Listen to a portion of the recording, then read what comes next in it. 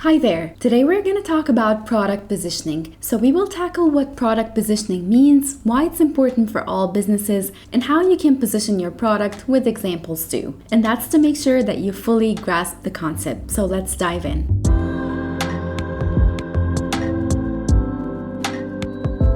Product positioning is the process of designing a company's offering and image to occupy a distinctive place in the minds of consumers and where your product fits in the market. Product positioning is about defining how your product stands out from the competition, how it's unique, and why it's the best choice for your target customer. So think of it like this. If the marketplace is a big theater, product positioning is choosing the perfect spot on the stage where the spotlight hits, making your product shine brightest in the eyes of your audience. Successful product positioning speaks to customer needs and wants. It helps you clearly communicate the unique benefits of your product and establish a strong, positive perception of your brand in the minds of consumers. The right approach to product positioning can help brands gain so many benefits. And the first benefit is differentiation. So in a crowded market, products often compete with similar offerings. And that's why effective product positioning helps you distinguish your product from the competition and highlight its unique selling points. The second benefit is targeted marketing. By defining your product's positioning, you're able to better understand who your target customers are and what they care about. This allows you to tailor your marketing efforts to better reach and engage those customers. Positioning also helps you communicate the value of your product to potential customers. It's an opportunity to tell them not only what your product is, but why they should buy it. And this includes communicating key features, benefits, and the problem it can solve for the customer. The fourth benefit is brand perception. Effective positioning contributes to a stronger brand identity and reputation. It can elevate your brand in the minds of consumers, establishing a certain perception of quality, reliability, value, or status associated with your product. Benefit number 5 is pricing strategy. Now, your product's position in the market can influence its price point. Products positioned as luxury or high value can command higher prices, while those positioned as cost-effective solutions may appeal to price-conscious consumers. The last benefit is competitive advantage. Successful product positioning can provide a significant competitive advantage for your business. If customers perceive your product as the best solution for their needs, they're likely to choose it over competitor products, and that leads to increased market share and growth for your brand. In other words, product positioning is a strategic exercise that's central to the success of your product in the marketplace. And that brings us to the most important question: how to position your brand in the market. The first thing you need to do is to understand that market, and this includes knowing the needs, wants, and behaviors of your target consumers. It also includes studying the competition with their strengths and weaknesses. For example, if you're a smartphone manufacturer, you need to know the key features and pricing of competitor products, and you need to understand what consumers value most, whether it's the camera quality, battery life, price, or something else. The next step is to identify your unique selling points, your USP. What makes your product different or better than your competitors?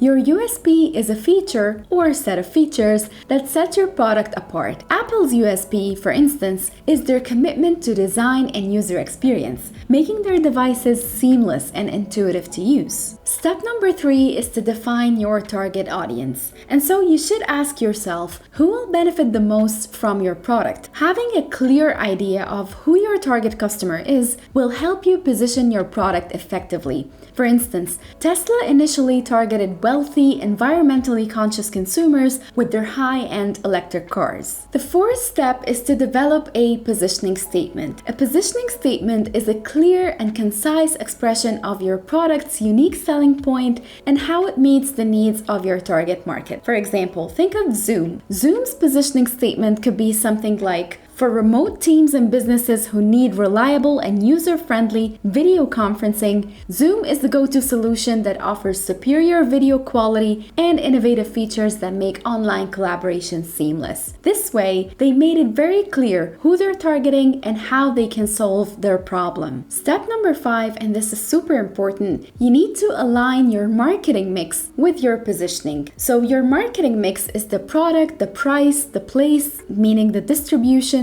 and the promotion. Those are the 4 P's of marketing, and they should all be consistent with your positioning. So for example, if your product is positioned as a luxury item, it should have a premium price, and it should be sold in high-end locations. And of course, its promotion should emphasize its luxury attributes. We have an entire video series talking about the marketing mix, and we will link to that in the description if you need to understand the marketing mix in more detail. Last but not least, you should monitor and adjust your positioning. You see, market trends, customer preferences, and competitive landscapes change over time, and that's why you need to regularly review and adjust your positioning strategy as needed to ensure that it remains effective. New product entries, for example, could disrupt companies that have been market leaders for years. Perhaps one of the best examples of successful brand positioning and adjusting is Netflix. Netflix started as a DVD by mail service in the late 90s,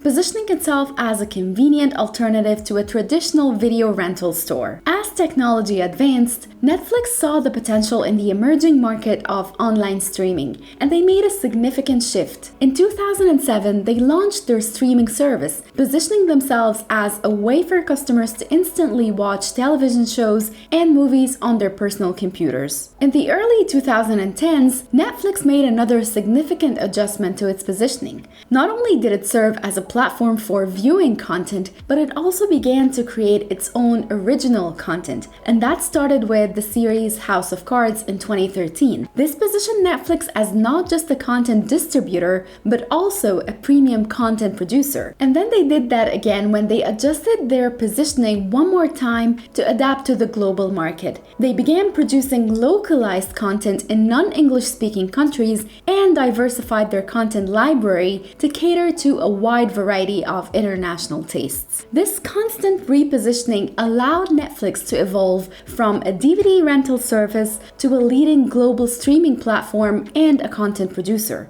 It's a prime example of how a company needs to continually monitor and adjust its product positioning in order to respond to changes in market trends, technology, and consumer preferences. Now, thank you very much for watching this video, and if you have any questions about product positioning, we're happy to help you. Just drop us a comment and we'll get back to you.